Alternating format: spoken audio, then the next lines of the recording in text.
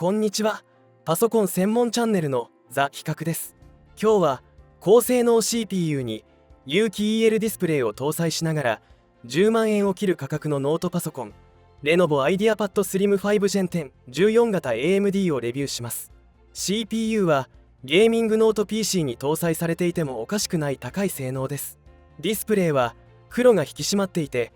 色の表現力も高く画像や映像が非常に綺麗です。さらにメモリ交換や SSD の増設も可能です。それでいて価格が安くコストパフォーマンスが非常に高いです。それでは詳細を見ていきます。まず CPU は開発コードネームホークポイントのライゼンプロセッサーです。具体的にはライゼン 5-8645HS またはライゼン 7-8845HS を搭載しており、デフォルト TDP が 45W と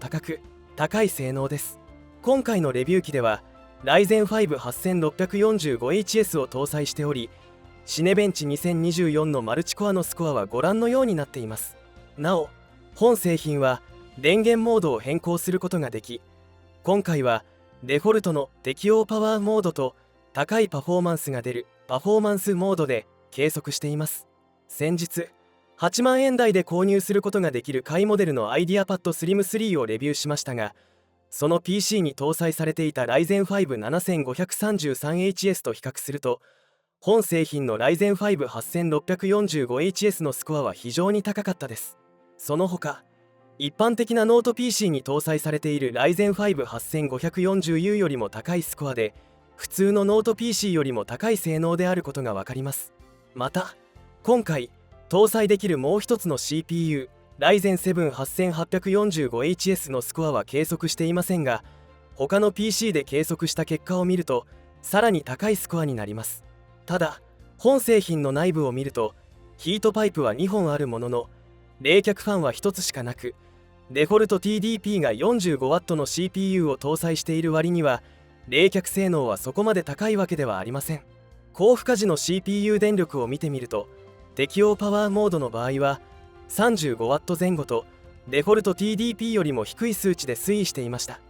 パフォーマンスモードの場合は初動を除くと 50W 前後の CPU 電力で推移していましたが、 CPU 温度が100度近くまで上がってしまいます。適用パワーモードなら80度前後と問題ない温度だったので、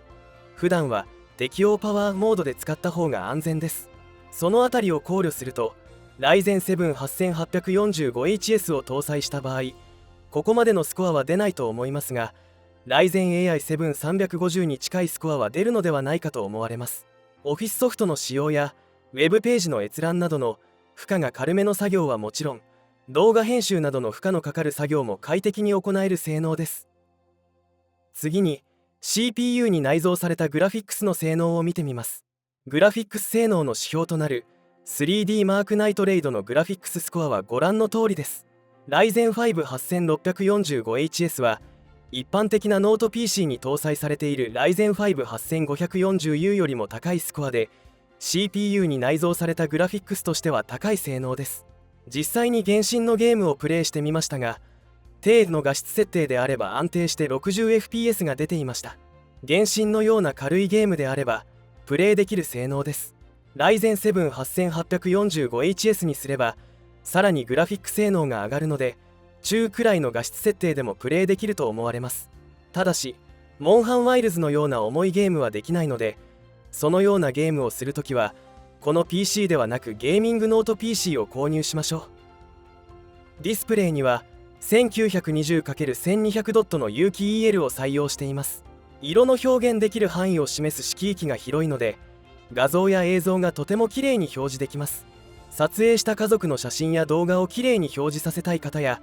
美しい映像でネット動画を見たい方におすすめです。ただし光沢ディスプレイなので周囲のものが画面に映り込みやすいです。特に暗いシーンなどは自分の顔などが映り込みやすいです。また輝度が上がったり下がったりを繰り返しているのでちらつきがあります。ご覧のように画面が縞模様のように暗くなっている部分があるのがわかると思います。なおこれはカメラで撮影しているのでわかりますが、肉眼ではほぼわかりません。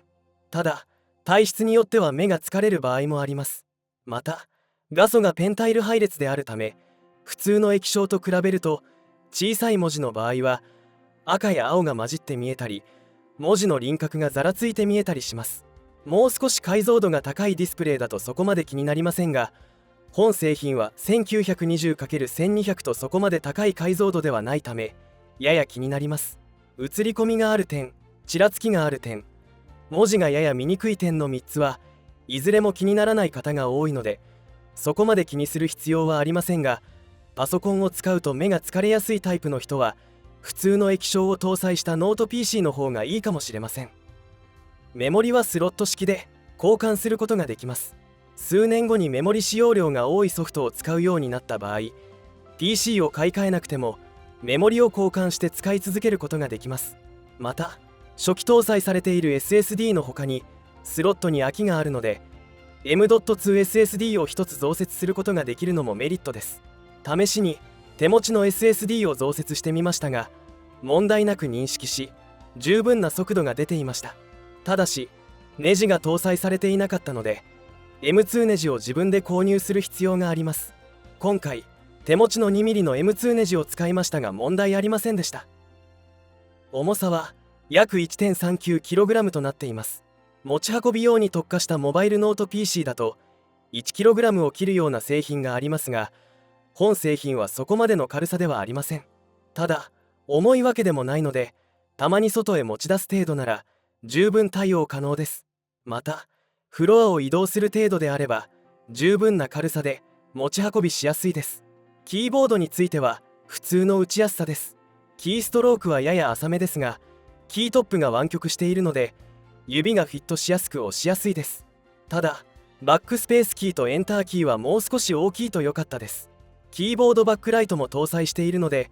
家族が寝ている部屋などで作業をするときもやりやすいです。インターフェースはご覧の通りです。 USB-C ポートは 10GBps の USB3.2 Gen 2でディスプレイポートおよびパワーデリバリーに対応しています。 HDMI は HDMI2.1 なので 4K60Hz での出力をサポートしています。その他マイクロ SD カードスロットや USB-A があります。価格は冒頭で少し紹介した通り Ryzen 5 8645HS 16GB メモリ 512GB SSD という構成で動画作成時点で 99,880 円です。Ryzen 7 8845HS 32GB メモリ 1TB SSD という高い構成でも13万円台とコスパが高いです。以上がレノボ IdeaPad Slim 5 Gen 10 14型 AMD のレビューでした。 CPU 性能が高くディスプレイも綺麗でメモリ交換や SSD の増設もできて、価格は最安モデルだと10万円を切ります。非常にコストパフォーマンスが高い製品です。ディスプレイは光沢なので映り込みがあり、ちらつきもあり、小さい文字もやや見にくいというデメリットがありますが、ここが気にならなければ非常におすすめです。これらは気にならない人も多いです。最後に何かご質問があればお気軽にコメント欄にご記入ください。当チャンネルでは他にもパソコンレビュー動画やおすすめ PC を紹介する動画をアップしていますので、ぜひチャンネル登録をお願いします。